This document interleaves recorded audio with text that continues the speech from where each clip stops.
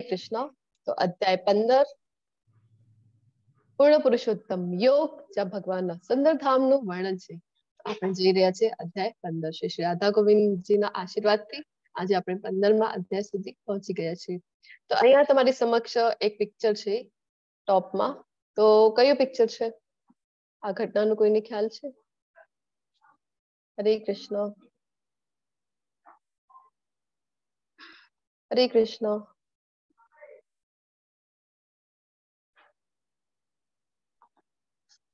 એક પ્રભુપાદ ભગવાન છે.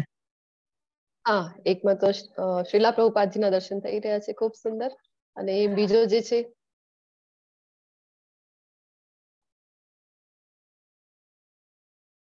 હરે કૃષ્ણ, ટોપમાં જે પિક્ચર છે. તમારો વોઇસ બ્રેક થઈ રહ્યો છે માતાજી. શ્રી કૃષ્ણજીના દર્શન થઈ રહ્યા છે સર્વેને?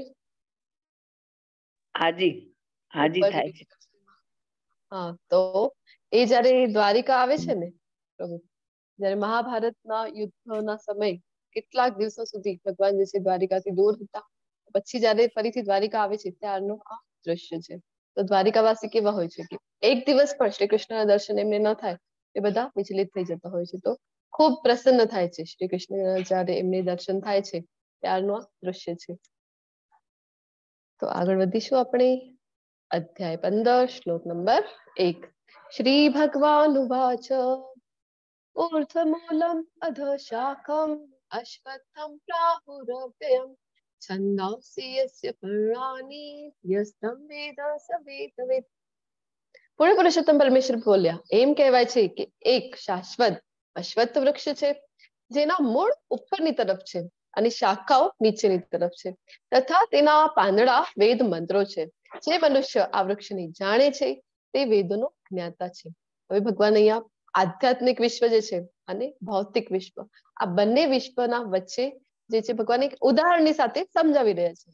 આપણે પહેલા પણ જોયું કે ભગવાન જે છે અર્જુનજીને અલગ અલગ એક્ઝામ્પલ્સ આપે છે, જેના થ્રુ એમને સમજાવે છે. તો અહીંયા પણ જે છે એક ઊંધા વૃક્ષનું ભગવાન આખો ઉદાહરણ આપી રહ્યા છે કે ઊંધો વૃક્ષ છે તો કેવું છે આ? તો જેના જે મૂળ છે એ ઉપર છે અને બધી શાખાઓ અને પાંદડાઓ છે એ બધા નીચેની તરફ છે. તો જે મૂળ છે એ ત્યાંથી આધ્યાત્મિક જગતનો પરાવર્તન, આ જે ભૌતિક જગત છે એ ત્યાંથી શરૂઆત થાય છે, મૂળથી શરૂઆત થાય છે. તો આવો ઊંધો વૃક્ષ જેની અહીંયા ભગવાન ઉદાહરણ આપી રહ્યા છે, આવો ઊંધો વૃક્ષ કોઈએ જોયું છે ક્યારે? હરે કૃષ્ણ. નથી જોયું. ક્યારે કોઈ જોયું છે કે મૂળ ઉપરની બાજુ હોય અને નદી કિનારે ડાળખીઓ જે છે? યસ માતાજી, નદી કિનારે.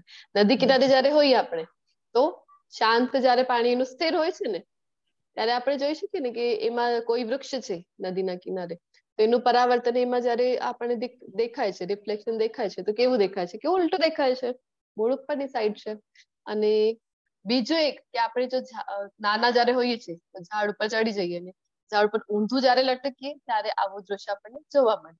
ત્યારે આપણને ખબર હોય છે ને કે આપણે ઊંધા લટક્યા છીએ. જો અહીંયા પિક્ચરમાં આપણે જોઈ શકીએ આપણે ઊંધા લટક્યા છીએ એટલે આપણને આ બધું ઊંધું દેખાઈ રહ્યું છે. આ બે કન્ડિશનમાં આવું જે વૃક્ષ છે એ આપણે જોઈ શકીએ છીએ. તો આ દુનિયા કેવી છે? તો એક પુલ જેવી. હવે આ પિક્ચર થી તમે શું સમજી શક્યા છો મને જણાવો. હરે કૃષ્ણ. અહીંયા એક પિક્ચર છે તમારી સમક્ષ. હરે કૃષ્ણ. જિગ્નેશ પ્રભુજી, વધારે ડિસ્ટર્બન્સ આવે છે બેકગ્રાઉન્ડ નો? ના, બરાબર અવાજ આવે છે. આવે છે ને ક્લિયર? Okay okay. હરે કૃષ્ણ. હરે કૃષ્ણ માતાજી. હરે કૃષ્ણ. આ જે પિક્ચર છે તો જી માતાજી. હરે કૃષ્ણ. તમારો અવાજ આવે છે માતાજી, બોલો તમે.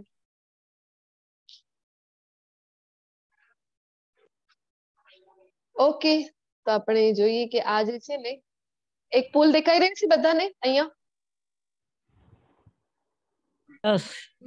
પુલ વિઝિબલ છે ને? હા, એ જે પુલ છે ને તો એ પુલ ઉપર આપણો ભૌતિક જગત સાથે એની સરખામણી અહીંયા આપણે કરી શકીએ. તો આપણે આ ભૌતિક જગતમાં છીએ તો પુલ ઉપરથી જયારે આપણે જતા હોઈએ છીએ કોઈ બ્રિજ ઉપરથી તો કેવું આપણને ફિલિંગ થાય કે સુંદર મજાનું ઉપરથી આકાશ, આખો ખુલ્લો આકાશનું દૃશ્ય દેખાઈ રહ્યું છે, સુંદર પવન જે છે એ વહી રહ્યું છે, અને નીચે પણ દૃશ્ય ખૂબ સરસ છે, નદીઓ વહી રહી છે, આવું સુંદર દૃશ્ય દેખાય આપણને.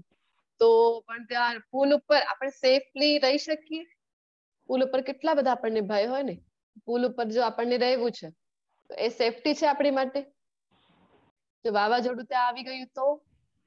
કોઈ હિંસક પશુનો ભય હોય, વાવાઝોડાનો ભય હોય, નીચે પડી જવાનું સતત ભય હોય છે, તો આપણે જે છે એ ભૌતિક જગતમાં છીએ. આપણને શું થાય છે કે ખૂબ મજા છે, અહીંયા તો જે છે ને ખૂબ મજા કરી લેવાની છે, એટલા માટે આપણને આ શરીર મળ્યું છે, આ ભૌતિક જગતમાં આપણે એટલા માટે આવ્યા છીએ.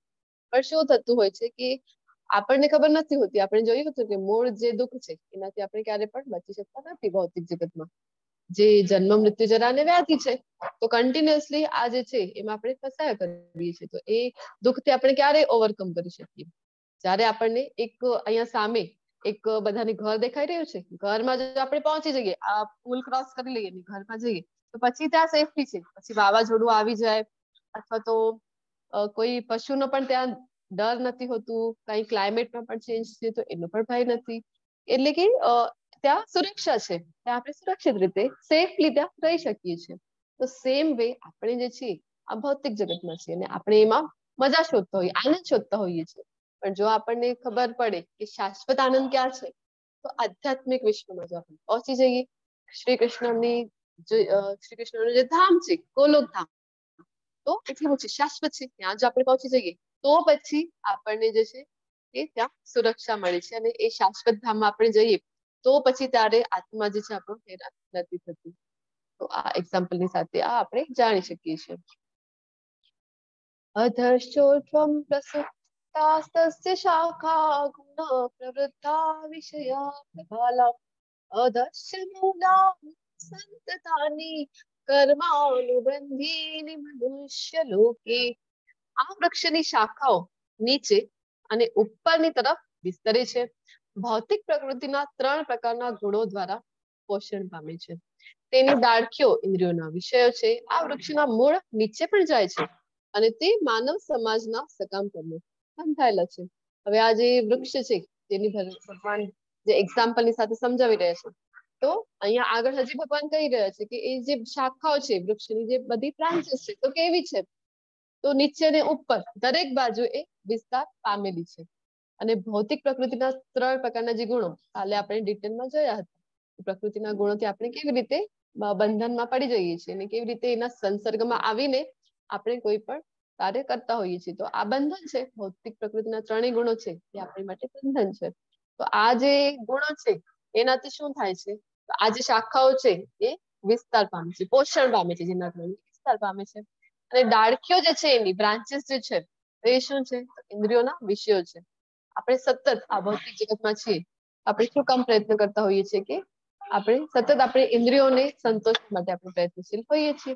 આ જે છે તો એ ડાળખીઓ છે એની. અને વૃક્ષના મૂળ જે છે કેવા છે, વૃક્ષના મૂળ તો વડનું ઝાડ, બધાને ખ્યાલ હોય કે વડનું ઝાડ કેવું હોય છે, તો એમાંથી જે વડવાઈ આવે છે એ નીચે પણ જાય છે અને ફરીથી જે છે ફરીથી ત્યાંથી નવું ઝાડ પણ ઉગી શકે. એવી રીતે આ જે છે ને આ શું છે, તો આપણા કર્મો છે. નીચે મૂળ જે છે ઉપર પણ છે અને નીચે પણ જાય છે. તો આવી રીતે આ શું છે, આપણા બધા સકામ કર્મ છે. સકામ કર્મથી આપણે બંધાયેલા હોઈએ છીએ અને આપણને ખબર નથી પડતી. એ જે કર્મો છે, કર્મો આપણે કર્મયોગમાં ડિટેલમાં જોયું હતું કે કર્મો જેવા કરીએ છીએ આપણે, જેના કારણે સારા કર્મો છે, સકામ કર્મો છે, ખૂબ સારા કર્મો છે, તો શું થાય છે, તો ઉચ્ચતર ગ્રહોમાં આપણને ગતિ મળે છે. ખરાબ કર્મો છે, વિકર્મો છે, તો પછી નિમ્નતર ગ્રહોમાં. આ જે ચક્ર છે જન્મ મૃત્યુનું, એ ચાલ્યા જ કરે છે. આ વૃક્ષના વાસ્તવિક સ્વરૂપની અનુભૂતિ આ જગતમાં કરી શકાતી નથી. કોઈ પણ એ સમજી શકતું નથી કે આનો આદિ ક્યાં છે, અંત ક્યાં છે અને આધાર ક્યાં છે. પરંતુ મનુષ્ય આ સુદૃઢ મૂળ વાળા વૃક્ષને વિરક્તિના શસ્ત્રો વડે નિશ્ચયપૂર્વક કાપી નાખવું જોઈએ. આ જે વૃક્ષ છે તો એ ખબર જ નથી પડતી શરૂ ક્યાંથી થઈ રહ્યું છે અને એનું અંત ક્યાં થઈ રહ્યું છે. હવે જો વડનું કબીર વડ આઈ થિંક ગુજરાતમાં જ છે, તો ત્યાં છે ને એવું કે આખું વડનું આખું મોટું વૃક્ષ છે, તો ત્યાં ખબર જ નથી પડતી કે વડવાઈ છે નીચે જાય છે, પછી ફરીથી નયું વૃક્ષ દેખાય છે, તો ખબર જ નથી પડતું કે વડ ક્યાંથી શરૂ થાય છે. તો આવી જ રીતે આ જે ભૌતિક જગત છે એને આપણે સમજી નથી શકતા કે ક્યારથી શરૂ થયું છે, ક્યારથી અંત કેવી રીતે થાય છે. અને આપણે જે છીએ તો શું કરીએ છીએ, આપણે અહીંયા આપણા કર્મોના કારણે આપણે હેરાન થયા કરીએ છીએ. આપણે એનાથી ક્યારે આપણે એનાથી નીકળી શકીએ. ભગવાન બતાવી રહ્યા છે એનો ઉપાય છે કે વિરક્તિના શસ્ત્રોથી આપણે એને કાપી શકીએ, જેનાથી ફરીથી નવો વૃક્ષ ના ઉગે. તો વિરક્તિ અને એક આપણે જોયું હતું વૈરાગ્ય. તો વૈરાગ્ય કોને કહેવાય છે કે વૈરાગ્ય એટલે ત્યાગ કરવું. તો વૈરાગ્ય માટે આપણે પ્રયત્ન કરવું પડે છે. પ્રયત્નપૂર્વક જે આપણે છોડીએ છીએ એને કહેવાય છે વૈરાગ્ય. જયારે અહીંયા વિરક્તિ જે ભગવાન કહી રહ્યા છે તો પોતાની મેળે છૂટી જાય. આપણે વાત થઈ હતી ને કે હાયર ટેસ્ટ મળે છે તો પછી લોઅર ટેસ્ટ જે છે એ પોતાની મેળે છૂટી જાય છે. તો કૃષ્ણ ભાવનામૃતમાં જો આપણે હોઈએ તો કૃષ્ણ ભગવાન ની ભક્તિ કરતા હોઈએ ત્યારે હાયર ટેસ્ટ મળે છે. તો જે લોઅર ટેસ્ટ છે, ચા કોફી છે, ડુંગળી લસણ છે, એ પોતાની મેળે છૂટી જાય છે. એના માટે આપણને વધારે કઈ પ્રયત્ન કરવું પડતું નથી. તો સેમ વે આજે વિરક્તિ છે તો વિરક્તિના શસ્ત્ર વડે ભગવાન કહી રહ્યા છે કે આપણે એને કાપી નાખવું જોઈએ. તો પછી શું થશે, ત્યાર પછી તેણે એવા સ્થાનની શોધ કરવી જોઈએ કે જ્યાં ગયા પછી પાછા આવવાનું રહેશે નહીં. તો અહીંયા ભગવાન કહી રહ્યા છે કે હવે એક વખત કાપી નાખ્યું ને તો પછી એવા સ્થાન શોધવું જોઈએ. પિક્ચરમાં આપણે પહેલા પિક્ચરમાં જોયું ને કે સેફલી આપણે જ્યાં રહી શકીએ. ભગવાનનું એવું ધામ છે જ્યાં આપણે એક વખત પહોંચી ગયા છીએ તો આપણે ત્યાં સેફલી રહી શકીએ છીએ. તો ત્યાં ગયા પછી પાછું આવવાનું રહેતું નથી અને તેને પૂર્ણ પુરુષોત્તમ પરમેશ્વરનું શરણ લેવું જોઈએ કે જેમનાથી અનાદિકાળથી દરેક વસ્તુનો આરંભ થાય છે, તે જ વિસ્તાર પણ થાય છે. તો ભગવાનનું શરણ જો આપણે લઈએ તો ભગવાનના ધામમાં જો આપણને એન્ટ્રી મળે તો પછી આપણને ફરીથી આવવું પડતું નથી.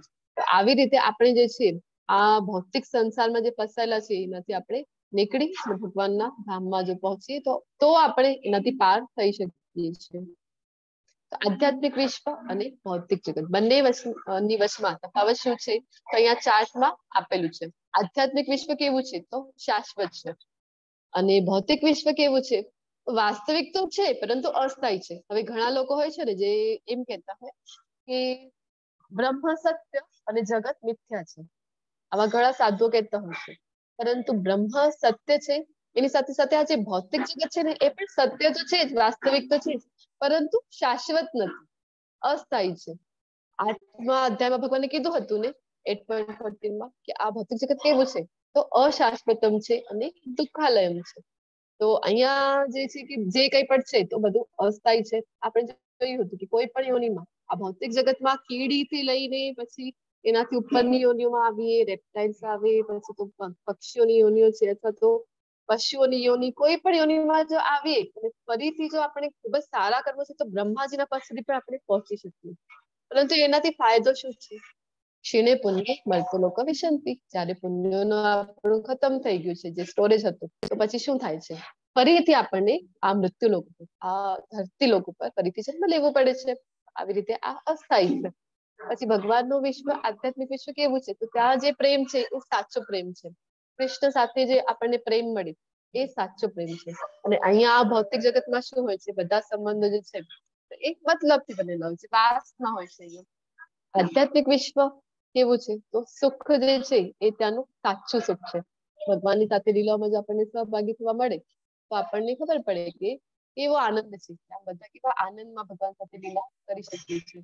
અને અહીંયા ભૌતિક જગતમાં કેવું છે, કામ ચલાવ સુખ હોય છે. કોઈ વસ્તુ છે જે આપણે ખરીદી લીધી, જેના માટે આપણે ખૂબ આપણને હોય કે હા આ વસ્તુ મળી જાય ને તો બસ પછી તો આનંદ જ આનંદ છે. તો એ વસ્તુ મળી પણ જાય છે તો શું થાય, એ આનંદ વધારે ટકી શકતો નથી. માની લો કે કોઈ કાર છે, કોઈ ખૂબ જ કોસ્ટલી ગાડી છે, BMW છે, તો લેવા માટે ખૂબ પ્રયત્નશીલ હોય. આપણને એમ થાય કે હા આ ગાડી મને મળી ગઈ તો બસ બધું મને મળી ગયું. તો આ અને જયારે મળી પણ જાય છે, માનો કે ખૂબ પ્રયત્ન કર્યા, ખૂબ કામ કર્યા અને એ ગાડી મેળવી પણ લીધી, તો પછી શું થાય છે કે પહેલા જે વસ્તુ આનંદ આપે છે ને તો અંતે એ જ વસ્તુ દુઃખનું કારણ બની જાય છે. આપણું સતત એમાં જ ધ્યાન હોય. હવે કોઈએ એમાં સ્ક્રેચ નાખી દીધો, કોઈ એને ટક્કર કરી દીધી, કોઈ કારનું કઈ નુકસાન થઈ ગયું, તો પછી એ જ વસ્તુ જે ખૂબ જ આનંદ આપતી હતી હવે એ જ વસ્તુ દુઃખનું કારણ બની રહે છે. તો સેમ વે આપણે જોઈ શકીએ. તો આવા ઘણા બધા દાખલા છે કે જે ભૌતિક જગતમાં સમજો કે કોઈ મીઠાઈ આપણને ખૂબ પસંદ છે, ગુલાબજામુન ખૂબ પસંદ છે, તો પછી આપણે કેટલા ખાઈ લીધા, 5 ખાઈ લીધા અથવા તો 10 ખાઈ લીધા, શરૂઆતમાં ખૂબ આનંદ મળે છે કે હજી આવવા દો, હજી આવવા દો, પછી એ જ વસ્તુ જે છે દુઃખનું કારણ બની જાય છે. અહીંયા જે છે સુખ તો કેવું હોય છે? ભૌતિક જગતનું સુખ એ કામચલાઉ હોય છે. પછી ભગવાનના ધામમાં સંબંધો કેવા હોય છે? તો સાચો સંબંધ છે ભગવાન સાથે આપણો જે શાશ્વત સંબંધ છે, સાચો સંબંધ છે. એ સંબંધ આપણે ભૂલી ગયા છીએ, જેના કારણે આપણે અહીંયા ભૌતિક જગત હેરાન થયા કરીએ છીએ. અને આ ભૌતિક જગતમાં કેવા સંબંધો છે? આપણને બધાને ખબર છે એ કામ ચલાવ સંબંધો છે.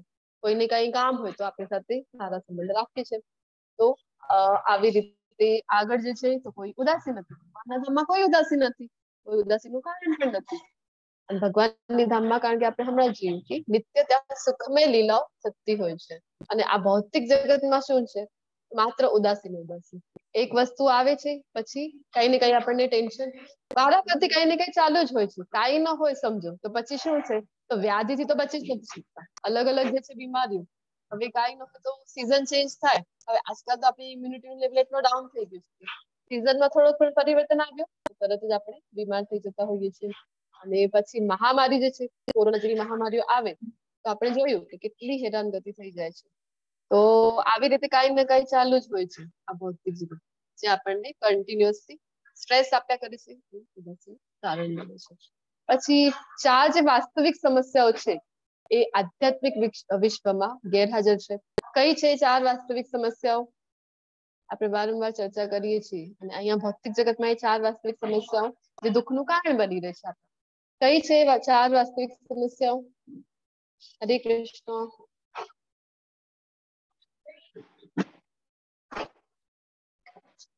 ઈલા માતાજી, દિશા માતાજી, ઠક્કર પ્રભુજી. આદિ વ્યાધિ ઉપાધિ. જન્મ મૃત્યુ જરા વ્યાધિ. જી ખૂબ સરસ.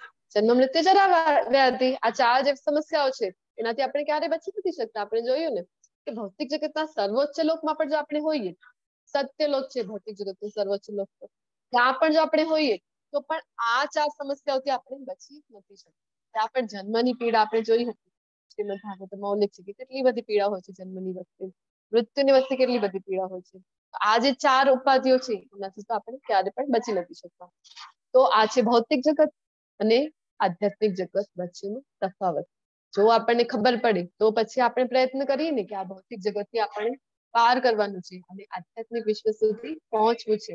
આપણે તો શું કરીએ, શાસ્ત્રોનું નોલેજ આપણને હોતું નથી, તો આપણે અહીંયા જ ભૌતિક જગતમાં જે કઈ છે બધું મજા મજા છે, અહીંયા જે કઈ પણ થાય છે કે એમાં જ અમે સુખી છીએ, બધું સારું છે, ભગવાનની કૃપાથી બધું અમારી સાથે સારું ચાલી રહ્યું છે, આપણે એમ જ વિચારતા હોઈએ છીએ.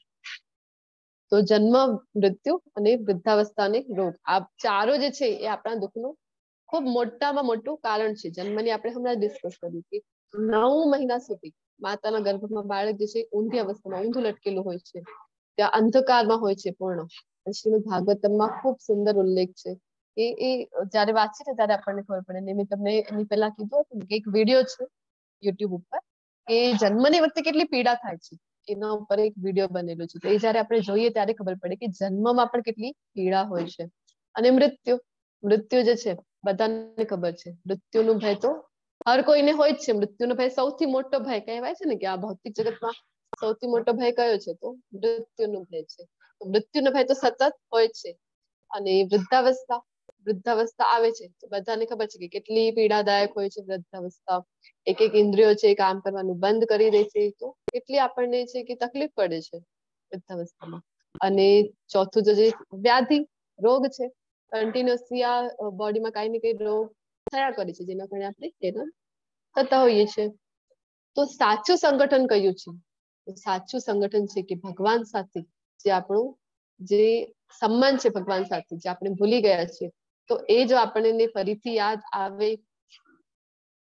તો અહીંયા જે જિગ્નેશ પ્રભુ જે લિંક પણ મોકલી છે, જે મેં હમણાં વિડીયો તમને કીધું ને કે યુટ્યુબ ઉપર અવેલેબલ છે એના માટે, તો ભગવાન સાથે જે આપણો શાશ્વત સંબંધ છે જે આપણે ભૂલી ગયા છીએ, તો એ જો આપણે ફરીથી આપણને કોઈ મેમરાઇઝ કરાવે, ક્યારે આપણને આ બધું યાદ? જ્યારે આપણે શાસ્ત્રોના શરણે જઈએ.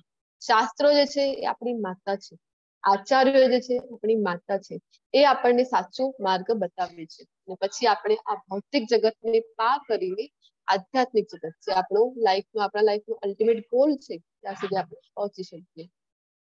તો અહીંયા બધી ભગવાનની સુંદર સુંદર લીલાઓનો જે છે પિક્ચર્સ આપણે સમક્ષ છે. ભગવાન કેવું કરે છે, જો પોતાના ગોપ મિત્ર સાથે જ્યારે ભોજન આરોગ્ય છે બધા એમની સાથે શેર કરે અને ભગવાન પણ એમના હાથથી ખાય છે.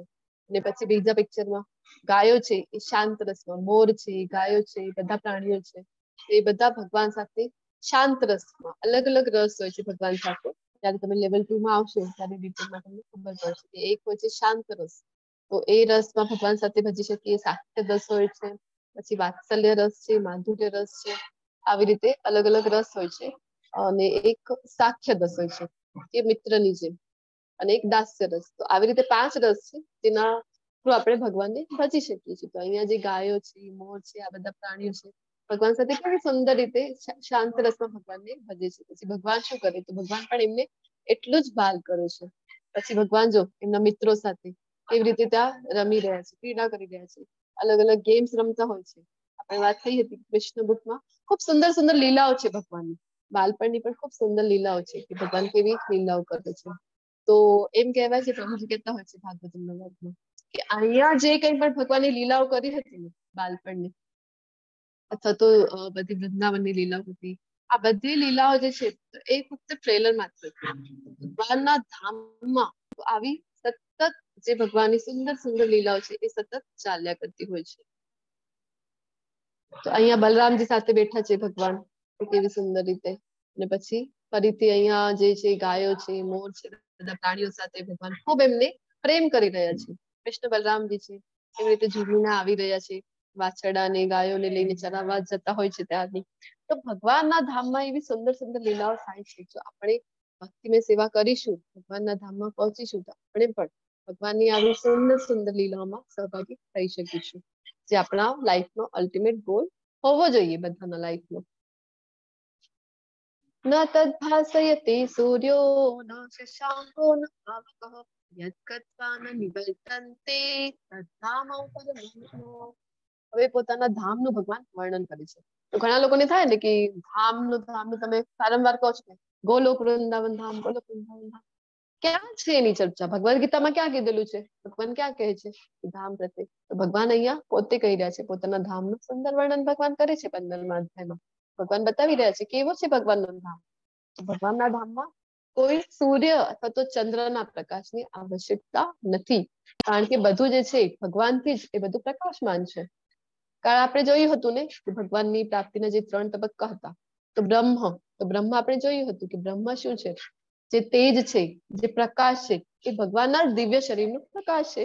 ભગવાનના શરીરમાં એટલો પ્રકાશ છે કે ભગવાનના ધામમાં કોઈ પણ સૂર્ય ચંદ્રના પ્રકાશની આવશ્યકતા નથી. તો મારું તે પરમ ધામ ન તો સૂર્ય કે ન તો ચંદ્ર દ્વારા પ્રકાશિત થાય છે. તો પછી આપણને એમ થાય ને સૂર્ય ને ચંદ્ર નથી એટલે તો ત્યાં તો ખૂબ અંધકાર હશે. તો પછી બેટરી લઈને જઈએ, બેટરીથી અથવા તો ઇલેક્ટ્રિસિટી લઈને જઈએ ત્યાં. તો આગળ ભગવાન બતાવી રહ્યા છે કે ન તો અગ્નિ કે વીજળી દ્વારા આ ધામ પ્રકાશિત થાય છે. શું કામ? તો જે મનુષ્ય ત્યાં પહોંચી જાય છે તેઓ આ ભૌતિક જગતમાં ફરી કદી પાછા આવતા નથી. કારણ કે આપણે હમણાં જોયું કે ભગવાનના શરીર, ભગવાનના દિવ્ય શરીરનું તેજ જ એટલું છે કે ત્યાં કોઈ પ્રકાશની અલગથી આવશ્યકતા હોતી નથી. તો આવું ભગવાનનું ધામ છે ને ભગવાન કહી રહ્યા છે કે યદ ગત્વા ન નિવર્તન્તે. અને આવા ધામમાં જો એકવાર કોઈ પહોંચી જાય, તો આપણે જોયું હતું કે આપણે બધાએ ભગવાનથી દ્વેષ કર્યું છે કે આપણે બધા ભગવાનના ધામમાં ભગવાનની સાથે જ હતા. પછી આપણે ભગવાન સાથે દ્વેષ કર્યું કે બધું ભગવાન તમે જ ભોગવવાનું, અમે કઈ નહીં ભોગવવાનું. એટલા માટે આપણે અહીંયા ભૌતિક જગતમાં હેરાન થયા કરીએ છીએ. તો પછી જો આપણને ખબર પડે કે આ ભૌતિક જગતમાં આપણે આવ્યા છીએ તો કેટલી બધી અલગ અલગ યોનિઓ પસાર કરીને છેલ્લે માનવ યોનિમાં આપણે આવ્યા છીએ, અને એટલો બધો પ્રયત્ન જયારે કરીએ, ત્યારે આચાર્યોએ જે આપણને રસ્તો બતાવ્યો છે આપણે ફોલો કરીએ છીએ. 16 માળા મિનિમમ આચાર્યો કહે છે કે કરવી જોઈએ, મંગળા આરતી કરવી જોઈએ, ભગવાનને ભોગ ધરાવવું છે, એકાદશીના વ્રત કરવાના છે. તો આવા બધા જે આપણે જોયું હતું ને ભક્તિ યોગમાં કે આપણે અનન્ય ભક્તિ આમ તો હોવી જોઈએ કૃષ્ણ પ્રત્યે. પણ જો આપણી પાસે અનન્ય ભક્તિ નથી તો આપણે કલયુગના બધા પતિત જીવો છીએ. તો આપણે અનન્ય ભાવથી ભગવાનને ન ભજી શકીએ તો પછી આપણે શું કરવું જોઈએ? ભગવાને કીધું હતું ને કે અધિકારી પાસે જાઓ, એમનાથી શ્રવણ કરો અને આચાર્યો જે માર્ગ બતાવે છે એ ફોલો કરો. તો તો પછી આપણે વૈધિ સાધના ભક્તિ દ્વારા ભગવાનના ધામ સુધી જવાનો પ્રયત્ન કરીએ. તો એ જયારે કરીએ છીએ તો આપણને ખબર પડે કે કેટલા બધા આપણે પ્રયત્નો કર્યા પછી આપણે ભગવાનના ધામમાં આવ્યા છીએ. તો પછી ફરીથી આવું આપણે કાર્ય ન કરીએ ને કે જેનાથી આપણને ફરીથી આ જે પૃથ્વી લોક ઉપર અથવા તો ભૌતિક જગતમાં ફરીથી આપણને જન્મ લેવું પડે. તો એટલે ભગવાન કહી રહ્યા છે કે જે મારા ધામમાં આવી જાય છે એ ફરીથી અહીંયા ભૌતિક જગતમાં પાછા નથી આવતા. ફરીથી હવે કઈ આવું કામ જ ન કરે કે ફરીથી એમને આવા બધા રૂલ્સ ફોલો કરવા પડે અથવા તો ભૌતિક જગતમાં હેરાન થવું પડે. અને ભગવાનના ધામમાં જઈએ તો કેવું છે ભગવાનનું ધામ? શાશ્વત છે, ખૂબ આનંદમય છે. ત્યાં પછી એકવાર પહોંચી ગયો ત્યાં પછી કઈ વાંધો જ નથી કે વહેલો ઉઠવું છે, મંગળા આરતીમાં ઉઠવું છે, એવી કોઈ ચિંતા જ કરવાની જરૂર નથી. 16 માળાઓ કરવી છે. મમે વાંશો જીવલોકે જીવભૂત સનાતન ન શસ્તાની ઇન્દ્રિયાણી પ્રકૃતિ સ્થાની કર્ષતિ. આ બધા જગતમાં બધા જીવો મારા સનાતન અંશો છે. ભગવાન અહીંયા કહી રહ્યા છે કે મમે વાંશો જીવલોકે, જેટલા પણ જીવ છે એ બધા કોણ છે? બધી 84 લાખ યોનિઓ છે, જેટલા પણ જીવો છે એ બધા ભગવાનના અંશ છે. બધી જીવનના કારણે તેઓ બધી 6 ઇન્દ્રિયો થી કઠોર સંઘર્ષ કરી રહ્યા છે. તો આપણે બધા બદ્ધ અવસ્થામાં છીએ. શું કામ? કારણ કે આપણે ભૌતિક પ્રકૃતિના સંસર્ગમાં આવી આપણે અહીંયા બધા જીવ બની ગયા છીએ. તો આપણે જેના કારણે આપણે જે છે ને 6 ઇન્દ્રિયો કઈ છે? હરે કૃષ્ણ.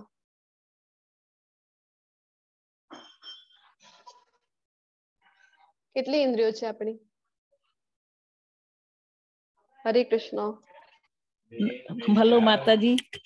નાક, કાન. હા જી માતાજી. નાક બે, હા, નાક, કાન, મોં, હે ને? ત્વચા. હા, આંખ, કાન, નાક, મોઢું.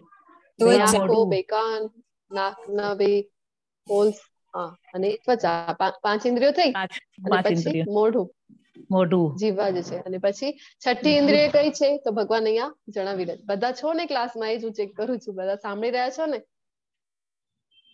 હરે કૃષ્ણ. હા, અવાજ આવી રહી છે ને? હા માતાજી. હરે જી, કૃષ્ણ. જી. હરે કૃષ્ણ હરે માતાજી. કૃષ્ણ. હરે કૃષ્ણ. ધન્યવાદ. તો 6ઠી ઇન્દ્રિય કઈ છે? ભગવાન અહીંયા જણાવી રહ્યા છે. તો 6ઠી ઇન્દ્રિય છે મન. તો આ મન, 6 હા. ઇન્દ્રિયોની સાથે આપણે જે છે ને એ ખૂબ કઠોર સંઘર્ષ કરી રહ્યા છીએ. તો આપણે જે છે ભગવાનના અંશ છીએ. ભગવાન જે છે વિભુ છે અને આપણે એમનો અંશ છે. પહેલા પણ આપણે આ વાત થઈ હતી. તો અંશ અને જે વિભુ છે અંશ છે એમાં તફાવત છે ને કે આપણે ભગવાનના અંશ છીએ એટલે આપણી પાસે ગુણધર્મો જે છે, ક્વોલિટીઝ જે છે એ આવી છે કે ભગવાનની સમાન તો નહીં પણ આપણે એવી કહી શકીએ કે આપણામાં આવી બધી ક્વોલિટીઝ આવી શકે છે કે આપણે ચંદ્ર સૂર્ય તો નહીં, ચંદ્ર અને મંગળ ગ્રહો જે આપણે શોધો કરી શકીએ છીએ. પ્રભુપાદજી લખીએ છીએ જે પ્રસ્તાવના છે ભગવદ ગીતાની એમાં. તો શું કામ? કારણ કે આપણે પણ ભગવાનના જ અંશ છીએ. એટલે આપણી પાસે એવી શક્તિ છે તો આપણે એ ડેવલપ કરીને ત્યાં સુધી આપણે પહોંચી શકીએ છીએ, રિસર્ચ કરી શકીએ છીએ. પણ ફરક તો છે ને વિભુ અને અંશમાં. જો અહીંયા ઉદાહરણ આપેલું છે કે મહાસાગર છે. મહાસાગરમાં જે ક્વોલિટીઝ છે એના એક પાણીના ટીપામાં પણ એટલી જ ક્વોલિટીઝ બધી હશે ને કે એ સાગરનું પાણી કેવું હોય છે? તો ખારું હોય છે. તો એક ડ્રોપ પણ આપણે એનું લઈએ તો એનો પણ સ્વાદ ખારો જ આવશે. પરંતુ ફરક છે એમાં, ખૂબ જ ફરક છે. એ એક જ ડ્રોપ છે તો ક્યાં પણ એ મૂકેલું છે તો એ સુકાઈ જાય. પરંતુ આખા સાગર સાથે જયારે મળીને રહે છે ત્યારે એનું અસ્તિત્વ રહે છે. સેમ વે અહીંયા આપણી જે ફિંગર છે એનું એક્ઝામ્પલ આપેલું છે. તો આપણું બોડીનો કોઈ પણ પાર્ટ છે જ્યાં સુધી શરીરથી સંકળાયેલું છે ત્યાં સુધી જે અસ્તિત્વમાં છે, ત્યાં સુધી જ એનું મહત્વ છે. અને જો આપણા શરીરથી છૂટું પડી જાય તો પછી એનું અલગથી કોઈ અસ્તિત્વ રહેતું નથી. તો અહીંયા જીવંત અસ્તિત્વમાં એટલે કે ગુણવત્તામાં તો આપણે સમાન છીએ પરંતુ જથ્થામાં નહીં. કૃષ્ણ કેવા છે? તો સચ્ચિત અને આનંદ એમની જે છે એમની પ્રકૃતિ એવી છે, સચ્ચિત અને આનંદ. તો આપણે એમના અંશ છીએ. પરંતુ અહીંયા હજી એક એક્ઝામ્પલ આપેલું છે અગ્નિનો જે તણખલો હોય છે એક નાનો, તો એમાં પણ ગુણધર્મોની દ્રષ્ટિએ તો સેમ જ હશે ને. એમાં પણ ઉષ્મા હશે, હીટ હશે. પરંતુ જયારે અલગ થઈ ગયું, આખી મોટી અગ્નિથી જયારે તણખલો અલગ થઈ જાય છે તો એનું અસ્તિત્વ કેટલું રહે છે? ક્ષણભર જ રહે છે એનું અસ્તિત્વ, પછી એ ટકી શકતું નથી. તો સેમ વે આપણે જે છીએ અંશ છીએ અને ભગવાન છે વિભુ છે, આપણે એમના જ અંશ છીએ. તો આપણે જો ભગવાન સાથે મળીને રહીએ તો આપણું અસ્તિત્વ જે છે કાયમ રહેશે. અધરવાઇઝ અને આપણે આ ભગવાનની જે પ્રકૃતિ છે સચ્ચિત અને આનંદ એ સ્વરૂપમાં આપણે પણ ત્યારે જ રહી શકીશું જ્યારે આપણે ભગવાનની સાથે રહીશું. આપણે ભગવાનથી છૂટા પડી ગયા છીએ, ભૌતિક જગતમાં આપણે આવી ગયા છીએ, તો આપણે અહીંયા હેરાન થઈએ છીએ. જેવી રીતે પવન સુગંધની એક સ્થળેથી બીજે સ્થળે લઈ જાય છે, તેમ જીવ આ જગતમાં પોતાના જીવનના જુદા જુદા ખ્યાલોને એક શરીરમાંથી બીજા શરીરમાં લઈ જાય છે. આ પ્રમાણે તે એક શરીરને ધારણ કરે છે અને પછી તેને ત્યાગી અને બીજું શરીર ગ્રહણ કરે છે. તો ભગવાન હવે બતાવી રહ્યા છે કે ઉદાહરણ કયું દે છે ભગવાન? તો પવનનું. પવન જે છે ને એનું પવનમાં પોતાનામાં કઈ સુગંધ હોય છે? આપણે કહી શકીએ કે હા આ પર્ટિક્યુલર સુગંધ છે ને એ પવનની છે, એવું આપણે એને કહી શકીએ? નથી કહી શકતા.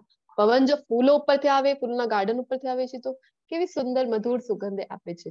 પછી એ જ પવન કચરાના ઢગલા ઉપરથી આવે તો એ કેવી દુર્ગંધ એમાંથી આવે છે. તો આવી જ રીતે જે આત્મા છે એ સેમ વે એવી જ રીતે આત્મા સાથે પણ થયા કરે છે કે આત્મા જો છે તો એ અલગ અલગ શરીર આપણા કર્મોના હિસાબે અલગ અલગ શરીરમાં પ્રવેશે છે. જેવી રીતે પવન છે, પવનનું પોતાનું કોઈ સુગંધ નથી, પરંતુ એ જે વસ્તુ ઉપરથી પસાર થાય છે એ સુગંધ આપણને આપણા સુધી પહોંચાડે છે. એવી જ રીતે આત્માનું પોતાને કોઈ કાર્ય એને પ્રભાવિત કરતા નથી, પરંતુ શરીર જે છે શરીર એને અલગ અલગ મળે છે કાર્યના અકોર્ડિંગ, જેના કારણે આપણને એમ થાય છે કે આપણું જે આત્મા છે એ હેરાન થઈ રહ્યું છે. મૂર્ખ મનુષ્ય સમજી શકતા નથી કે જે પોતાના શરીરને કેવી રીતે છોડી દે છે, તેમજ એ પણ સમજી શકતા નથી કે પ્રકૃતિના ગુણોના પ્રભાવ હેઠળ તેઓ કેવા પ્રકારનું શરીર ભોગવે છે. પરંતુ જેની આંખો જ્ઞાનથી કેળવાયેલી હોય છે તે આ સર્વ જોઈ શકે છે.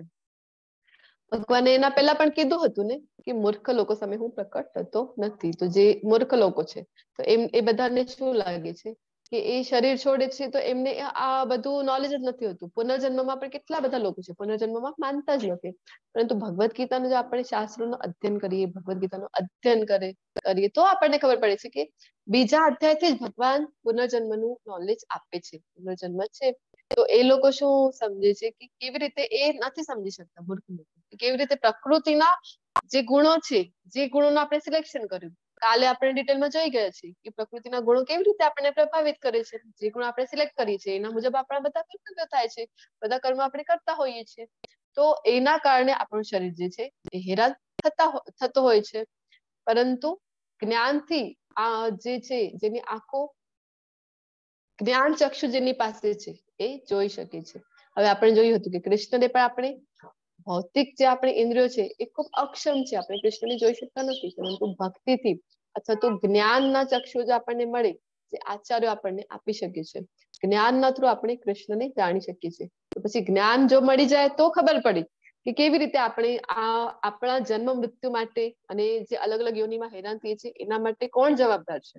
તો વાસ્તવિક રીતે તો આપણને ખબર પડે કે આપણે પોતે જ છીએ, આપણો કર્મ જ છે કે જે ગુણો સિલેક્ટ કર્યા હતા એના મુજબ કર્મ કર્યા, જેના કારણે આપણે હેરાન થઈએ છીએ. આત્મ સાક્ષાત્કારમાં સ્થિત થયેલા પ્રયત્નશીલ આધ્યાત્મવાદીઓ આ બધું સ્પષ્ટ રીતે જોઈ શકે છે, પરંતુ જેમના મન વિકસિત થયેલા નથી અને જેઓ આત્મ સાક્ષાત્કારમાં સ્થિત થયેલા નથી તેઓ પ્રયત્ન કરવા છતાં જોઈ શકતા નથી કે શું થઈ રહ્યું છે. તો અહીંયા આત્મ સાક્ષાત્કાર માટે જે પ્રયત્નશીલ છે એ જ લોકો ફક્ત જાણી શકે છે. ભગવાન એ બતાવી રહ્યા છે. તો અલગ અલગ યોનિઓની આપણે હમણાં વાત કરી, અલગ અલગ યોનિઓમાં જન્મ થયા કરે છે અને આપણે ખૂબ હેરાન થયા કરીએ છીએ. શું કામ? તો એ જે આત્મ સાક્ષાત્કારમાં માટે પ્રયત્ન કરે છે એ જે જાણી શકે છે, બીજા કોઈ નહીં. તો આજકાલ તો આપણને ભૌતિક જગતનું આપણે જ્ઞાન લેતા હોઈએ છીએ, આધ્યાત્મિક જ્ઞાન તો આપણે લેતા જ નથી, તો આપણને ખબર જ નથી પડતું કે આત્મ સાક્ષાત્કાર માટે પણ આપણે અથવા તો બ્રહ્મ જિજ્ઞાસા આપણે વાત થઈ હતી. તો જે આ પહેલા જે ગુરુકુળમાં જતા હતા જે બાળકો, તો ત્યારથી જ એમને આ નોલેજ હતું, એ જિજ્ઞાસા હતી હું શું કામ આ પૃથ્વી પર આવ્યો છું, મારા જીવનનું લક્ષ્ય શું છે, એ બધું એ લોકો વિચારી શકતા હતા. પરંતુ આપણને તો આજકાલ કારણ કે આજુબાજુનું વાતાવરણ પણ એવું છે ને, આપણે આજુબાજુ ખૂબ ભૌતિકતાવાદી છે, તો આપણે એ જ વિચારીએ છીએ કે કેવી રીતે આપણે હજી સુખથી, હજી સગવડથી, હજી મજા આપણે આ જગતમાં કરી શકીએ. હું દરેક ગ્રહમાં પ્રવેશ કરું છું અને મારી શક્તિ દ્વારા તેઓ ભ્રમણ કક્ષામાં રહે છે. હું ચંદ્ર થઈને હું જ સગળી વનસ્પતિઓને જીવન રસ પ્રદાન કરું છું. ગામાવિશ્ય ચ ભૂતાની ધારયામ્યહં ભોજસા પુષ્ણામિ ચ ઔષધિ સર્વા સોમો ભૂત્વા રસાત્મકઃ. તો ભગવાન અહીંયા બતાવી રહ્યા છે કે સાયન્ટિસ્ટ માટે આ જવાબ ભગવાન આપી રહ્યા છે. સાયન્ટિસ્ટો શું કહે છે કે હા, બધા ગ્રહ છે, અલગ અલગ ગ્રહો છે, પોતાની કક્ષામાં ફરી રહ્યા છે, તો એનું કારણ પોતે જ અલગ અલગ કંઈક બતાવતા હોય છે. પરંતુ ભગવાન અહીંયા બતાવી રહ્યા છે કે જેટલા પણ ગ્રહો છે, આ જે આકાશ ગંગા છે, એમાં એક તો નથી જ. આપણે જોયું હતું, હવે તો આ સાયન્ટિસ્ટો પણ માને છે કે એક આકાશ ગંગા નથી, એવી ઘણી બધી ગેલેક્સીસ અસ્તિત્વમાં છે. અને આપણે તો જોયું જ હતું, શાસ્ત્રમાં તો ખૂબ વર્ણન છે જ, ક્યારથી જ આપેલું છે કે ઘણા બધા જે બ્રહ્માંડો છે, અસંખ્ય બ્રહ્માંડો છે. ભગવાન કહે છે કે જેટલા પણ ગ્રહો છે, તો દરેક ગ્રહમાં ભગવાન કેવી રીતે પ્રવેશે છે. આપણે જોયું હતું કે મહાવિષ્ણુના રોમકૂપથી જયારે અસંખ્ય બ્રહ્માંડો નિર્માણ થાય છે, તો જે ગર્ભોદક્ષાયી વિષ્ણુના રૂપમાં ભગવાન દરેક બ્રહ્માંડમાં પછી પ્રવેશે છે. એવી રીતે ભગવાન કહી રહ્યા છે કે દરેક ગ્રહમાં, દરેક બ્રહ્માંડમાં ભગવાન પોતે પ્રવેશે છે. અને જે ગ્રહો પોતપોતાની ભ્રમણ કક્ષામાં છે ને, હવે જોયું ને આપણે કે અલગ અલગ જે છે, તો બધા સૂર્યની આજુબાજુ ફરે છે, તો કોઈ એકબીજાને આમ ટક્કર કરી દે છે. ક્યારેક આવું થાય છે કે ચંદ્ર પૃથ્વીને ટક્કર કરી દે, અથવા તો બીજા બે ગ્રહો છે એ બંનેમાં ટક્કર થઈ ગઈ, એવું ક્યારે થાય છે? નથી થતું ને. શું કામ? કારણ કે ભગવાનની શક્તિના લીધે એ પોતપોતાની ભ્રમણ કક્ષામાં ફરી રહ્યા છે. તો હું ચંદ્ર થઈને હવે જે વનસ્પતિઓ છે, તો વનસ્પતિઓમાં રસ કોણ પ્રદાન કરે છે? કોણ આપે છે રસ? તો ભગવાન કહે છે કે ચંદ્ર બનીને હું આ બધા વનસ્પતિઓને રસ પ્રદાન કરું છું. એક જ જગ્યા છે, એક જ જગ્યાએ જો આપણે અલગ અલગ પ્રકારની વનસ્પતિઓ વાવેલી છે, કારેલાનું ત્યાં જ જો છે વેલ વાવેલી છે, અને એની જ બાજુમાં આપણે જો ટમાટર છે, તો જો ટમાટર ત્યાં વાવેલા છે, ટમાટરનું છોડ છે, ટમેટામાં કેવો સ્વાદ આવે છે, અને મીઠું ખાટું આવું સ્વાદ ટમાટામાં આવે છે. અને ત્યાં જ જો કારેલો છે, તો કારેલાની વેલમાં કેવું સ્વાદ છે, તો એનો સ્વાદ કડવો હોય છે. આવા અલગ અલગ સ્વાદ, એક જ જગ્યાએ વાવેલી વનસ્પતિઓ અલગ અલગ જે સ્વાદ આવે છે, એ ક્યાંથી આવે છે? તો એ ચંદ્રના થ્રુ. જે આયુર્વેદનું જેમને નોલેજ હોય, અથવા તો આયુર્વેદમાં જેને સ્ટડી કરી હોય, એમને ખબર હોય કે બધી વનસ્પતિઓમાં જે કંઈ પણ રસ આવે છે, જે સ્વાદ આવે છે ને, એ ચંદ્રના પ્રકાશને લીધે આવે છે. તો એ ભગવાન કહી રહ્યા છે કે હું જ આપું છું, ચંદ્ર થઈને હું જ બધાને જીવન રસ આપું છું. પછી આગળ ભગવાન શું કહી રહ્યા છે કે અહમ વૈશ્વાનરો ભૂત્વા પ્રાણીનામ દેહમાશ્રિતઃ પ્રાણાપાન સમયુક્ત પચામ્યન્નમ ચતુર્વિધમ. હું જે માત્રના શરીરમાં જઠરાગ્નિ છું, એટલે કે વૈશ્વાનર, અને હું શ્વાસ પ્રશ્વાસમાં રહીને 4 પ્રકારના અન્નનું પાચન કરું છું. હવે ઘણા લોકો છે ને, જે ભગવાનના માનતા જ નથી, એ લોકો માં જે ભગવાન આજે કામ કરી રહ્યા છે, વૈશ્વાનર, બધા જે માત્રામાં ભગવાન છે વૈશ્વાનર સ્વરૂપે શું કરે છે? તો જે કંઈ પણ આપણે ખાઈ રહ્યા છીએ, એ બધું પચાવવાનું કામ ભગવાન કરે છે. આપણે તો જે ખાઈ રહ્યા છીએ ને, એ પચાવવાની શક્તિ પણ આપણી પાસે નથી. આપણે કેટલું મિથ્યા અહંકારમાં જીવતા હોઈએ છીએ ભૌતિક જગતમાં. આપણને એમ થયા કરે ને કે જે કંઈ પણ થઈ રહ્યું છે, હું કરતા છું, મારી લીધે હું કરું તો જ બધું થઈ શકે છે. પરંતુ આપણી હાથમાં તો કાંઈ જ નથી. જે આપણે ભોજન લઈએ છીએ, ઘણા લોકોને એમ થાય કે ઘણું બધું, મારી તો ખોરાકી ઘણી બધી છે, હું ઘણું બધું ખાઈ લઉં અને પચાવી પણ લઉં છું. એ કામ કોણ કરે છે? તો ભગવાન, વૈશ્વાનર સ્વરૂપે ભગવાન ત્યાં સ્થિત છે. હવે આ જો ભગવાન એક કામ પોતાનું બંધ કરી દે ને, વૈશ્વાનર બનીને જે ભોજન પચાવવાનું કામ છે, એ એક કામ જો ભગવાન બંધ કરી દે ને, તો પછી માણસ જે છે અલગ અલગ જગ્યાએ ભલે ને રખડતો હોય, પણ એને ખબર જ ન પડે કે શું થઈ ગયું છે. અલગ અલગ ડોક્ટર પાસે જાય. હવે આયુર્વેદના તો પણ ડોક્ટરને એટલું નોલેજ હોય છે કે પાચન શક્તિ ખરાબ છે, કારણ કે આયુર્વેદ માને છે કે જેટલા પણ રોગો છે એ પેટની થ્રુ જ થાય છે. તો પાચન શક્તિમાં બગાડ છે ત્યારે જ બધા રોગો થાય છે. પરંતુ જે આપણું મોડર્ન સાયન્સ છે, જે એલોપેથી મેડિસિન્સ આપણે લેતા હોઈએ છીએ, એ લોકો તો માનતા જ નથી કે જે પાચન સંસ્થામાં કોઈ ગડબડ થઈ ગઈ છે, તો એના કારણે જ કોઈ પણ રોગ ઉદ્ભવી શકે. તો ભલે ને આપણે અલગ અલગ ડોક્ટર ફરતા થઈ જઈએ, પણ આપણે ક્યારે પણ એનું સમાધાન મળી ન શકે. કોઈ પણ ડોક્ટર આપણને ન બતાવી શકે કે હા, તમારા પાચન સંસ્થાનમાં આટલી આટલી ગડબડી થઈ ગઈ છે, જેના કારણે તમે હેરાન થઈ રહ્યા છો. તો આ એક કામ પણ જો ભગવાન બંધ કરી દે ને, તો આપણે ખૂબ હેરાન થઈ. ભગવાન કહી રહ્યા છે કે વૈશ્વાના રૂપમાં એ બધા જીવનમાં અવસ્થિત છે. અને જે કંઈ પણ 4 પ્રકારનું અન્ન આપણે લઈએ છીએ, આમ તો આયુર્વેદમાં 6 પ્રકારના જે છે અન્નનું વર્ણન આવે છે. અને અહીંયા જે 4 પ્રકાર છે, તો એક ટોસ્ય હોય છે, જે હોય છે, એક ગ્લાય હોય છે, જે ચાટીને ખાવાનું છે, પછી લિક્વિડ ફોર્મમાં જે આપણે લઈએ છીએ, અને જે ચાવીને ખાવી છે. આવા 4 પ્રકારના જે છે અન્ન, ભગવાન કહી રહ્યા છે કે એ બધા અન્નનું પાચન કોણ કરે છે? તો હું કરું છું, કારણ કે હું વૈશ્વાનર સ્વરૂપે બિરાજું છું. સર્વસ્ય ચાહમ હૃદિ સન્નિવિષ્ટો મત્તઃ સ્મૃતિર્જ્ઞાનમ અપોહનમ ચ વેदैश्च સર્વે અહમેવ વેદ્યો તો 15.15 આપણે વારંવાર વાત કરતા હોઈએ છીએ ને આ શ્લોક. તો ભગવાન અહીંયા આ શ્લોકમાં જે છે બતાવે છે, હું દરેક જીવના હૃદયમાં રહેલું છું. બધા જેટલા પણ જીવ માત્ર છે બધાના હૃદયમાં આપણે જોયું હતું, ક્ષીરોદક્ષાયી વિષ્ણુના રૂપમાં ભગવાન બધાના હૃદયમાં વિરાજે છે. અને મારાથી જ સ્મૃતિ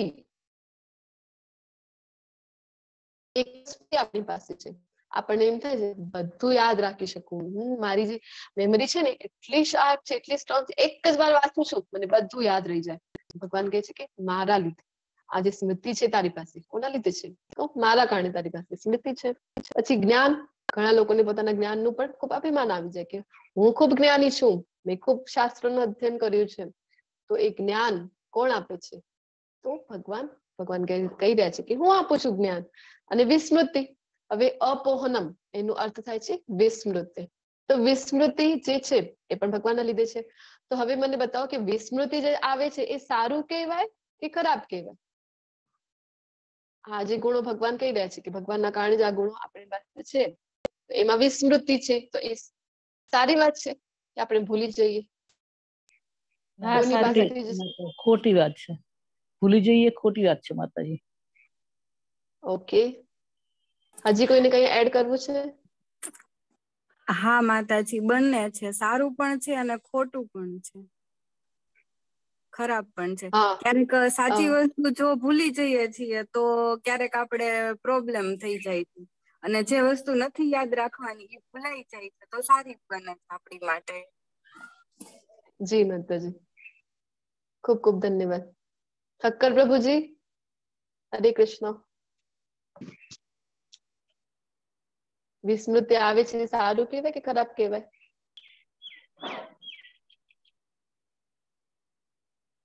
નથી ક્લાસમાં?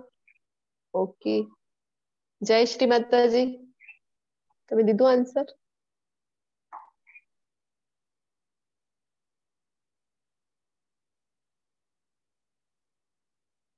ઓકે, અજય પ્રભુજી લખે છે કે અત્યાર સુધી ખરાબ સમજતા હતા. ઓકે, આપણે જોઈએ કે વિસ્મૃતિ એટલે કે જે કે પણ આપણી સાથે ખરાબ થાય છે, ખૂબ આપણા પ્રિયજનો છે, ખૂબ આપણા નજીકના વ્યક્તિ છે, એમનું જો મૃત્યુ થઈ જાય અને એ વિસ્મૃતિ જે ભગવાન કહી રહ્યા છે કે અપોહનમ જો આપણને ન આપે તો એ વિસ્મૃતિમાં આપણે કેટલા બધા આપણે એમાં કહીએ ને કે ડિપ્રેશનમાં આવી જઈએ. તો પછી આપણું જીવન જ ખૂબ દુષ્કર થઈ જાય છે, પછી આપણે જીવી જ ન શકીએ. આપણને પણ આત્મહત્યા કરવાના વિચારો આવે કે એટલી નજીકની વ્યક્તિ એ ચાલી ગઈ તો પછી હું કેવી રીતે જીવું, આવા વિચારો આપણને આવી શકે ને. તો આવી રીતે ભગવાન કહે છે કે વિસ્મૃતિ જે છે એ પણ અહીંયા જરૂરી છે, કે ક્યારેક ક્યારેક વિસ્મૃતિ પણ આપણી પાસે લાઈફમાં હોવી જરૂરી બની જાય છે. તો આ ગુણો ભગવાનના કારણે આવે છે. સર્વ વેદો દ્વારા જાણવા યોગ્ય હું જ છું. વેदैश्च સર્વે અહમેવ વેદ્યો. આપણે વારંવાર કહેતા હોઈએ છીએ ને કે બધા વેદો છે, તો વેદોનો સાર શું છે એ આપણને જો ખબર પડે તો બધા વેદો વાંચીને કરવાનું શું છે? તો કૃષ્ણની પ્રાપ્તિ. તો બધા વેદોને વાંચીને જો આપણને ખબર પડે કે એનું સાર છે કૃષ્ણને જાણવું, એ જ એનું સાર છે. તો નિસંદેહ હું જ વેદાંતનો સંકલન કરતા છું, અને સર્વ વેદોનો જ્ઞાતા પણ હું જ છું. સર્વ વેદો ક્યાંથી આવ્યા છે? તો કૃષ્ણથી જ આવ્યા છે બધા વેદો. તો વેદો આપનાર કૃષ્ણ પોતે જ છે, અને વેદોથી જાણવા યોગ્ય પણ કૃષ્ણ જ છે. એ જો આપણને ખબર પડી જાય તો પછી ભલે ને આપણે વેદાધ્યયન નથી કરેલું, પણ આજ સૌથી ઇમ્પોર્ટન્ટ જે નોલેજ છે એ જ છે કે આપણને વેદોનો સાર ખબર પડી ગયો. તો આપણે જોયું હતું ને એની પહેલા ભગવાને કીધું હતું કે જે હેતુઓ મોટા જલાશયથી પૂર્ણ થાય છે એ નાના જલાશયથી પૂર્ણ થાય છે, એ મોટા જલાશયથી પણ પૂર્ણ થઈ જાય છે. તો શું કામ આપણે અલગ અલગ વિધિથી વેદાધ્યયન કરવાનું, પછી દાન પુણ્ય એ બધું કરવાનું? હું આ બધા માર્ગે જઈને પછી ભગવત પ્રાપ્તિ માટે પ્રયત્ન કરવાનું. આપણે જોયું હતું કે કેવળ ભક્તિ કરીએ તો આ બધું જ પોતાની મેળે જ આપણને આ બધાનું ફળ મળી રહે છે. તો અહીંયા જે છે ડિવોટીસ તો કેવી રીતે ભગવાન માટે પ્રસાદમ બનાવી રહ્યા છે. આપણે વાત થઈ હતી ને, જે કંઈ પણ આપણે કરતા હોઈએ છીએ એની સેન્ટરમાં કૃષ્ણને રાખવાનું છે.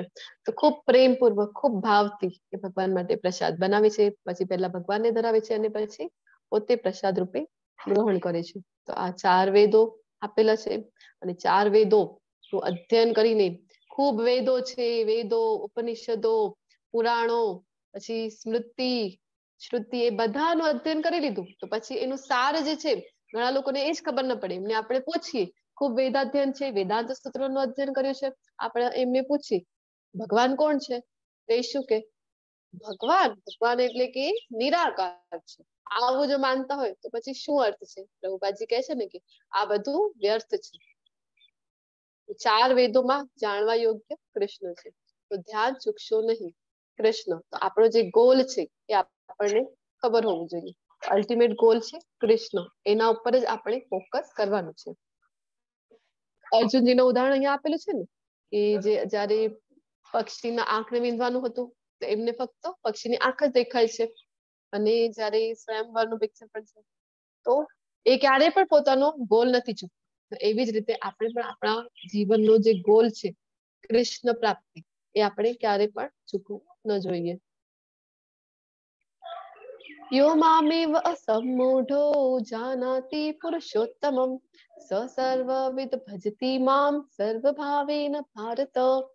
જે કોઈ મનુષ્ય સંશય રહિત થઈને મને પૂર્ણ પુરુષોત્તમ પરમેશ્વર તરીકે જાણે છે તે બધું જાણનારો છે. માટે હે ભરતપુત્ર, તે મનુષ્ય મારી પૂર્ણ ભક્તિમાં પરોવાઈ જાય છે. તો સંશય રહિત, એની પહેલા પણ 4થા અધ્યાયમાં આપણે જોયું હતું કે શાસ્ત્રો ઉપર આપણે ક્યારે પણ શંકા કરવી જોઈએ નહીં. ભગવાને કીધું હતું 4થા અધ્યાયમાં કે શાસ્ત્રો ઉપર જે શંકા કરે છે એની ગતિ શી થાય છે. તો એ તો આ લોકમાં પણ સુખથી નહીં રહી શકતું, તો પરલોકની તો વાત જ શું કરવાની. ભગવાને પોતે કહ્યું છે. તો આપણને શાસ્ત્રો ઉપર ક્યારે પણ શંકા કરવી જોઈએ નહીં. તો કયા શાસ્ત્રમાં લખેલું છે, ક્યાં લખેલું છે, જો આપણે શાસ્ત્રોનું અધ્યયન કરીએ, ભગવદ ગીતા વાંચીએ, આપણે તો એને લાલ કપડામાં વીંટાવીને રાખી દઈએ છીએ, રોજ હલ્દી કુકુથી એને પૂજા કરતા હોઈએ છીએ. તો આપણે ભગવદ ગીતાને ખોલવાનું છે, એને વાંચવાનું છે, જે આચાર્યો દ્વારા આપેલી ભગવદ ગીતા છે એને આત્મસાત કરવાનું છે. ત્યારે આપણને ખબર પડે છે કે સત્ય શું છે. આપણે હમણાં જોયું ને કે આચાર્યો આપણી માતાઓ છે, જે શાસ્ત્રો છે એ આપણી માતાઓ છે. તો પછી સંશય રહિત થઈને જયારે આપણે શાસ્ત્રો વાંચીએ અને પૂર્ણ પુરુષોત્તમ, ત્યારે આપણને ખબર પડી શકે ને કે પૂર્ણ પુરુષોત્તમ પરમેશ્વર કોણ છે, તો એ કૃષ્ણ છે. તો પછી શું થાય, તો આપણને ભગવાન પ્રત્યે જે છે ભક્તિ થાય.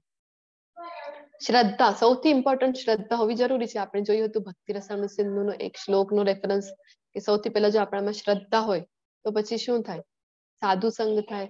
સાધુ સંગ થાય તો શું થાય, તો કીર્તન થાય. કીર્તન થાય તો અનર્થ નિવૃત્તિ, એવી અલગ અલગ સ્ટેજીસ જોઈ હતી. પછી રુચિ ઉત્પન્ન થાય, આસક્તિ ઉત્પન્ન થાય, ભાવ આવે, અને પછી છેલ્લે પ્રેમ, ભગવાન સાથે પ્રેમ થાય. તો અલ્ટિમેટ ગોલ છે કે ભગવાન સાથે આપણને પ્રેમ થવું જોઈએ.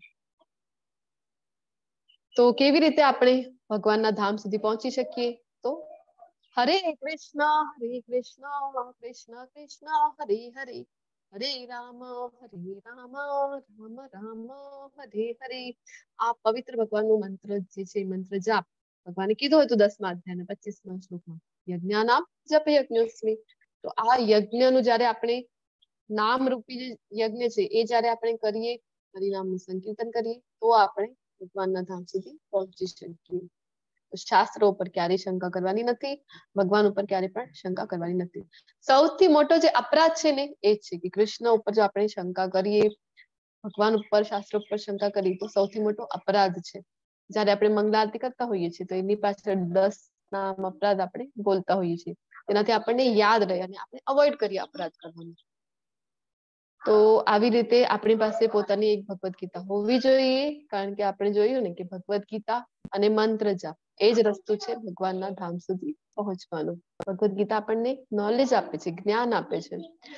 તો પ્રભુપાદજી શું કહે છે, if one studies the Vedas without finding the goal of the Vedas, Krishna he simply wastes his valuable time. જો વેદનું જે સાર છે કૃષ્ણ એ જાણ્યા વગર જો વેદોનો અધ્યયન કરવામાં આવે, ખૂબ વેદાધ્યયન કરી લે, ખૂબ વેદોનો અભ્યાસ કરી લે, તો એ શું કર્યું? કૃષ્ણને ન જાણ્યું, એટલું વેદાધ્યયન કરી લે. તો પ્રભુપાદજી કહે છે કે એ વ્યક્તિએ એનું આખો જે કઈ પણ કિંમતી સમય હતું એ આખો એને વ્યર્થ કરી દીધું છે. તો કૃષ્ણને જો આપણે જાણી જઈએ તો પછી આપણને અલગથી વેદાધ્યયન કરવાની આવશ્યકતા નથી. इति गुह्यतमं शास्त्रम् इदमुक्तं मया नघ एतद्बुद्ध्वा बुद्धिमान् स्यात् कृतकृत्यश्च भारत. એ નિષ્પાપ ભગવાન કહે છે ફરીથી અર્જુનજીને, અનઘો આ વૈદિક શાસ્ત્રો સર્વાધિક ગુપ્ત ભાગ છે. આ જે વૈદિક શાસ્ત્રો છે, આ જે નોલેજ છે, કેવું છે? તો ખૂબ ગુપ્ત છે. એના પહેલા 9મા અધ્યાયમાં પણ આપણે જોયું હતું કે આ જે જ્ઞાન છે કેવું છે? ગુહ્યતમ જ્ઞાન છે, તે ભગવાન અહીંયા આપી રહ્યા છે. અને મેં હવે એ પ્રકટ કર્યો છે. જે કોઈ મનુષ્ય આને સમજી જાય છે તે બુદ્ધિમાન થઈ જશે તથા તેમના પ્રયાસો સંપૂર્ણ થઈ જશે. તો આ જે જ્ઞાન છે ભગવદ ગીતાનું, ભગવાન અર્જુન, ભગવાન ખૂબ દયાળુ છે, ખૂબ ભક્તવત્સલ છે ભગવાન. ભગવાન આપણને ક્યારે પણ નથી છોડતા. આપણે જે છે આપણે ભગવાનની ધામ માટે જવા માટે ઈચ્છા જ નથી કરતા, એટલે આપણે હેરાન થયા કરીશું. પરંતુ ભગવાન આપણા બધાના હૃદયમાં છે. એ જાણે છે કે આપણે જે ઈચ્છા કરીએ ને પછી એ પૂરી કરવા માટે ભગવાન આપણને જરૂરથી સહાયતા કરે છે. આપણે જો ભક્તિમય સેવામાં પરોવાઈ જઈએ તો ભગવાન જરૂરથી આપણને મદદ કરે છે, જેના થ્રુ આપણે ભગવાનના ધામ સુધી પહોંચી શકીએ. તો ભગવાન કહી રહ્યા છે કે આ જે ગુપ્ત જ્ઞાન છે એ કોણ સમજી શકે છે? જે બુદ્ધિમાન છે એ સમજી શકશે અને એ પૂર્ણ પ્રયાસ કરશે ભગવાનના ધામમાં જવા માટે. તો આપણે જોયું કે આપણી પાસે ભગવદ ગીતા છે, જો જપમાલા છે, તો એ જ એક રસ્તો છે શાસ્ત્રોનો.